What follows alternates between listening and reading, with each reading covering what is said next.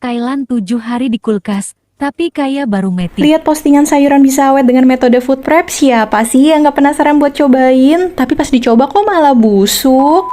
Padahal katanya bayam bisa awet 7 hari, kangkung tetap segar 5 hari di kulkas, brokoli juga tetap fresh, bahkan cabai dan tomat juga. Ternyata ada yang terlewat pas aku coba untuk food prep, karena beda jenis bahan makanan, beda juga cara simpannya, nggak bisa asal masuk wadah. Aku tahu ini dari kelas pawon, alumninya sudah lebih dari 80.000, pantas aja banyak postingan food prep berhasil yang seliweran. Hayu bun, saatnya bunda yang buktikan sendiri, cek caption untuk info selengkapnya ya.